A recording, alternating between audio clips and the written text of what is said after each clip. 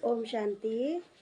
आइए, आज हम 10 मार्च की मुरली सुनेंगे। कल हमने 9 मार्च की मुरली सुनी, जिसमें हमारे परमपिता परमात्मा ने हमें बताया कि आप घर जाना है। घर जाने के लिए बाबा ने कहा इस पुरानी दुनिया और पुरानी देह से हमें उपराम रहना है, और या अपने विकर्मों को विनाश करने के लिए बाबा ने कहा योग की भट्टी में बैठना है। फिर बाबा ने कहा बाबा इस समय सबको शक्ति दे रहे हैं, सकाश दे रहे हैं। तो बाबा ने कहा मेरे सकाश को के द्वारा जो तुम्हें मैं करंट देता हूँ, उस करंट को कैच करने के लिए अमृत वेले उठ करके बाबा ने कहा मुझे बहुत प्यार से याद करना है। मेरी करंट को वही कैच कर पाएंगे, बाबा ने कहा, जिनकी बुद्धि बाहर भटकी न हो, इधर उधर व्यर्थ की बातों में न भटकी हुई हो, क्योंकि आत्मा इस समय पूरी ही तमो प्रधान बन चुकी है। तो बाबा ने कहा कि आत्मा को सतो प्रधान बनाने का एक ही उपाय है कि मुझसे योग लगाओ। और उसके लिए बाबा ने कहा सवेरे सवेरे आत्मा को स्वच्छ बनाना है। तो इसके लिए बाबा ने कहा सच्चे बाप से हमको सच्चा होकर के रहना है, परमात्मा को सच सच हमने बताना है। बाबा कहते हैं दिन भर की अपनी दिनचर्या का अपना चार्ट रखो, और रात्रि में सोने से पहले सब हिसाब किताब अपने पास रखो, और मुझे भी सुनाओ कि तुमने आज दिन भर में कौन कौन से अच्छे कार्य किए, कितनों का कल्याण किया, कितने कितने घंटे परमात्मा को याद किया। तो बाबा कहते हैं उसके लिए अपने याद का चार्ट लगाओ, रखो। फिर बाबा ने कहा सब आत्मा आत्मा सब भाई भाई हैं, सारे को आत्मिक दृष्टि से देखना है कि मैं आत्मा भ्रकुटी के बीच में विराजमान हूँ, दूसरा आत्मा भी मेरा आत्मा मेरा भाई है। मैं अपने आत्मा भाई को यह सत्य परिचय दे रहा हूँ। परमात्मा ने बताया इसके लिए कि इस ताकत भरने के लिए परमात्मा ने वही बताया कि मुझे याद करो, तभी तुम्हारे विकर्म में विनाश होंगे, और कोई भी उपाय नहीं है कि तुम्हारा जिस विकर्म में विनाश हो। ये कल परमात्मा ने हमें 9 तारीख की मुरली में बताया। तो आज चलिए, आज हम सुनते हैं। आज 10 मार्च की मुरली है, आज की अव्यक्त मुरली है। तो आज है 10/3/2024, अव्यक्त बाप दादा रिवाइज है 13/2/99 की मुरली है ये। तो शिवरात्रि का समय है, तो परमात्मा शिव जयंती मना रहे हैं हम बच्चे। तो बाबा कहते हैं कि बाबा हम कहते हैं हम परम पिता परमात्मा शिव पिता का जन्मदिन मनाते हैं, और बाबा कहते हैं कि मैं तो अपने बच्चों का जन्मदिन बना रहा हूँ। बाबा ने कहा यही एक संगम युग है, जिस पर परमात्मा और बच्चों का साथ ही साथ जन्मदिन होता है, और कोई भी कल्प में ऐसा नहीं देखा गया है। जो कि यह बाबा कहते हैं हमारा भी अलौकिक जन्म है। इस समय हम परमपिता परमात्मा की संतान बने हुए हैं।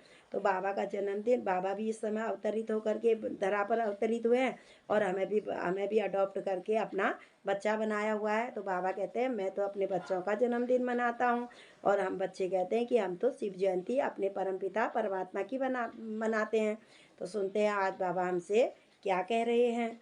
आज त्रिमूर्ति से बाबा अपने अति प्यारे मीठे मीठे शालिग्राम बच्चों से मिलने आए हैं। बाबा कहते हैं शिव पार्थिव पूजा होती है, तो उसमें एक शिवलिंग के रूप में मुझे बनाते हैं बीच में, और किनारे किनारे में शालिग्राम आत्माओं का प्रतीक है।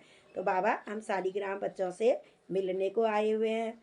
सारे विश्व की आत्माओं में आप कितने थोड़े बच्चे हो।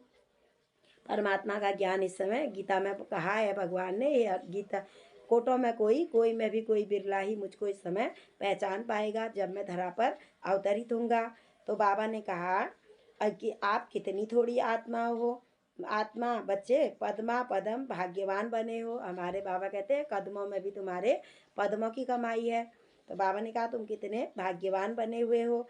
आधा कल्प के लिए तुम्हें अमर भव का वरदान मिल गया। बाबा ने 21 जन्मों की तो हमसे गारंटी ही की है। 2500 वर्ष सतयुग और त्रेता में बाबा ने कहा अमर भव का वरदान, यानी कि वहाँ अल्प मृत्यु नहीं होती है। 150 वर्ष की आयु है, और उसमें भी कोई किसी भी प्रकार की कोई परेशानी नहीं है, कोई भी शारीरिक परेशानियाँ नहीं होती हैं। तो बाबा ने कहा तुम्हें तो आधा कल्प के लिए अमर भव का वरदान मिल गया। तो चेक करो या अपना सदा स्मृति में रहता है समान। बाबा कहते याद रहती है कि हम कहाँ थे और कहाँ पर हमको हम इस समय परमात्मा ने ला करके बैठा दिया है। तुम्हारी इस अलौकिक खुशी को मापा नहीं जा सकता। यह हमारा अलौकिक जन्म है। हमें हमें हमारे परमपिता परमात्मा ने हमें नया जन्म दिया है, मर्जीवा जन्म कहते हैं बाबा। तो बाबा ने कहा अलौकिक खुशी को मापा नहीं जा सकता। बाप दादा हर बच्चे को सदा खिला हुआ रूहानी गुलाब देखना चाहते हैं। भगवान की भी यही चाहना है कि मेरा हर एक बच्चा आत्मिक गुलाब हो, गुलाब खुशबू देता है, कांटों में रहते हुए भी ऊपर में न्यारा प्यारा खिला रहता है। तो बाबा भी कहते हैं कि मेरा हर एक बच्चा गुलाब की तरह खिला हुआ हो। तो बाप के बहुत बहुत स्नेही बच्चे हो। बाबा कहते हैं तुम मेरे मेरे बहुत बहुत स्नेही बच्चे हो, क्योंकि हमें इस समय भगवान ने चुन रखा है, अपना बनाया हुआ है। अच्छा, तो बाबा ने कहा तो बाबा तो खिला हुआ गुलाब हो, तुम तो बाप के बहुत बहुत स्नेही बच्चे हो। खूब नाचो, खूब गाओ। ब्राह्मणों का और काम ही क्या है। बाबा ने इस समय हमको ब्राह्मण बना दिया है। तो बाबा कहते हैं ब्राह्मणों का और काम ही क्या है। तुम्हें तो मैंने, बाबा कहते हैं नाचो गाओ, सारी परेशानियां तो तुम्हारी मैंने ले ली हैं, मुझे दे दो परेशानियां। मैं आया ही हुआ हूँ तुम्हारे दुख दर्द दूर करने के लिए। जैसे ब्राह्मण जीवन मुश्किल नहीं है, हम ब्राह्मण परमात्मा का ज्ञान मिला तो हम ब्राह्मण बन गए। तो लेकिन बच्चे कभी कभी ब्राह्मण के बजाय क्षत्रिय बन जाते हैं। बाबा कह रहे कभी कभी फिर अंदर ही अंदर युद्ध करने लग जाते हैं। बाबा ने कहा हमको क्षत्रिय नहीं बनना है, बल्कि हमें तो ब्राह्मण से देवता बनना है। तो मुश्किल हो जाती है, फिर मुश्किल में पड़ जाते हैं हम। जब अपनी मत चलाते हैं तो फिर हम मुश्किल में पड़ जाते हैं। जो व्रत लिया है पवित्रता का, उसमें पक्का रहना है। बाबा ने सीधे जन्मते ही हमें पवित्र बनो, योगी बनो। बाबा ने हमें यह व्रत करवाए। तो बाबा ने कहा जो तुमने व्रत किया हुआ लिया है, पवित्रता का व्रत किया हुआ है, उसमें पक्का रहना है। क्योंकि कच्ची चीज़ को कोई भी पसंद नहीं करता, पका हुआ ही अच्छा लगता है। कोई भी चीज़ है, खाने की चीज़ हो या फल हो, कुछ भी हो, तो पका ही अच्छा लगता है, कच्चे को कोई भी नहीं खाता है। इसलिए बाबा ने कहा पवित्रता के लिए मनसा वाचा कर्मणा भी हमें संकल्प भी एक भी अपवित्रता का नहीं लाना है। तो बाबा ने कहा पका हुआ ही फल सबको अच्छा लगता है। जैसे ब्रह्मा बाप को देखा कभी साधारण चलन नहीं रही, ऐसे बच्चों को भी बाप समान बनना है। बाबा की चाल चलन रहन सहन सब सेकंड में ही बाबा ने सब कुछ परिवर्तन कर दिया। तो बाबा ने कहा तुम्हें भी बाप समान ही बनना है, क्योंकि आपका जन्म साधारण नहीं अलौकिक है। अब हमारा जन्म भी अलौकिक हो गया है। अलौकिकता का अर्थ ही है पवित्रता।